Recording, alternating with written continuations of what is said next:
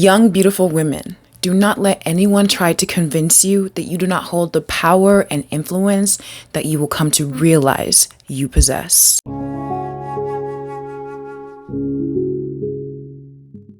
You are being manipulated in a form that sounds like concern. It sounds like advice, someone looking out for your future. But what is actually happening is a culturally sanctioned campaign designed to make you feel like you are already behind. At 25, you start to feel the shift. Less space, fewer opportunities to simply be alive and vibrant. At 27, the whispers start. Limited value, closing window, pushing 30, and God forbid you have the nerve to actually turn 30. Then you're spent. You're done. Wrap it up, auntie. It's cruel, it's deliberate, and the urgency is entirely manufactured. The clock they keep referencing was specifically designed to distract you from what you are right now.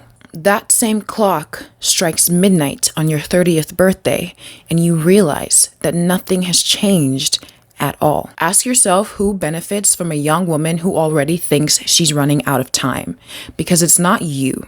A woman operating out of panic makes desperate decisions. She settles, she rushes, and prioritizes the wrong things. She stops being selective because she thinks she can't afford to be. She stops playing offense, pursuing her passions, whims, and desires, and starts playing defense against a timeline that has been tampered with and compressed by people who would rather see her play the supporting role to some children and a man or fruitless job than to be the main character in her own life. It's a biological weapon. Creating urgency around a woman's biology is the weakest, most transparent attempt at control that they can impose on a woman who would otherwise be unreachable to them. They will take a real scientific observation, weaponize it, amplify it, and deploy it strategically in conversation, for no other reason than to discourage women who are building, growing, and striving to become. It's never out of concern for your reproductive future.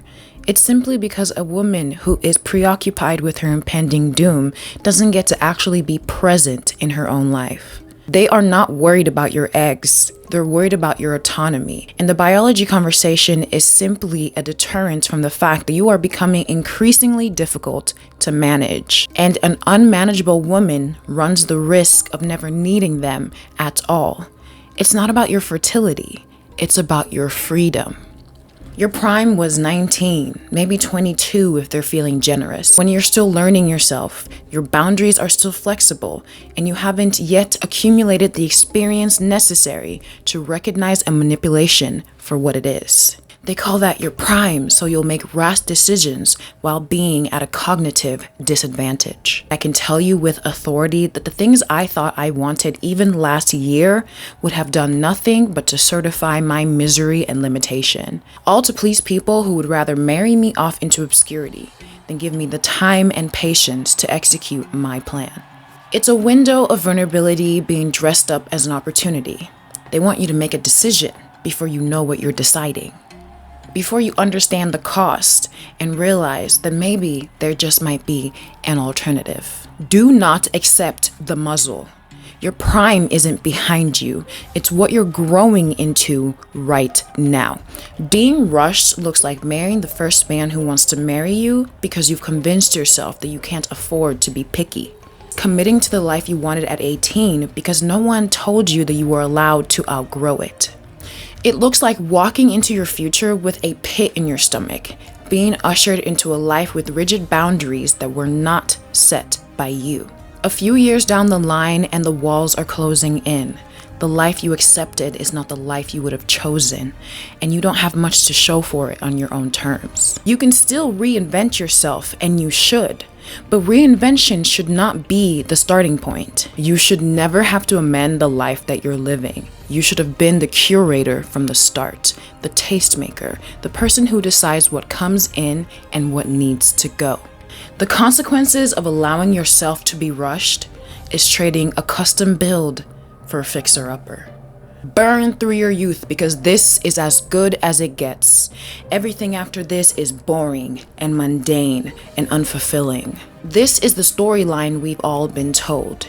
Front load your enjoyment so when it comes time to settle, you have no argument.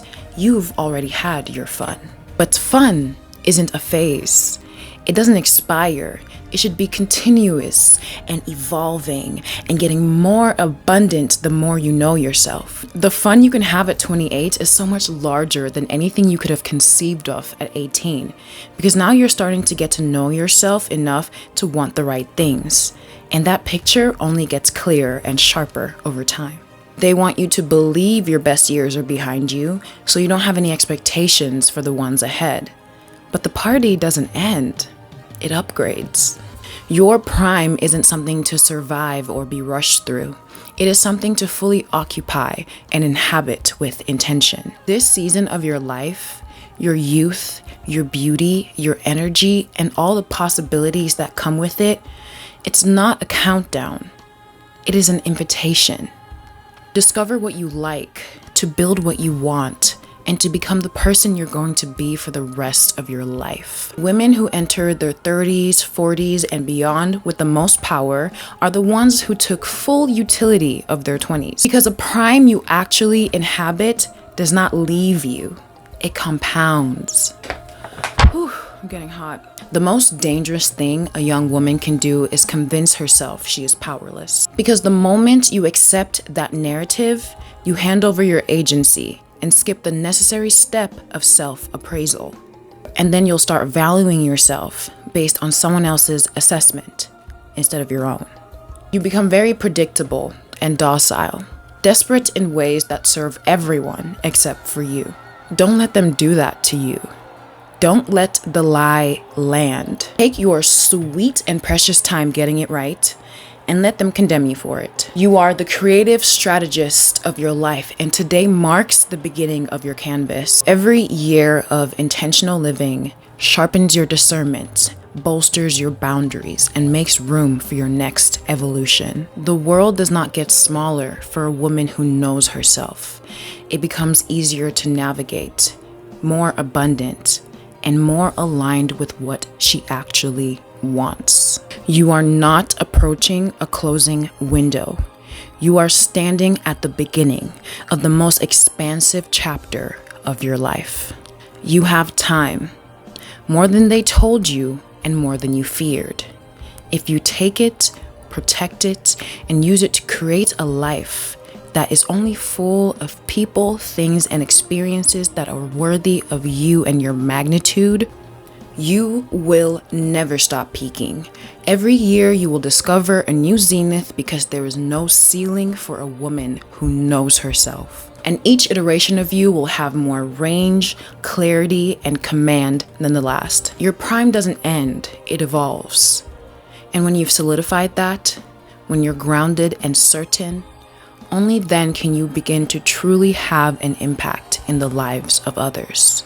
Because the critic is simply someone who never took the time to become their own prodigy. Here's to being the muse of our own lives. Here's to forever being in our prime. I hope you enjoyed the video. I hope it spoke to you. And if you have any thoughts, positive or negative, let's fight about it in the comments. And until next time, don't forget to be frustratingly in pursuit of peace, light, and prosperity.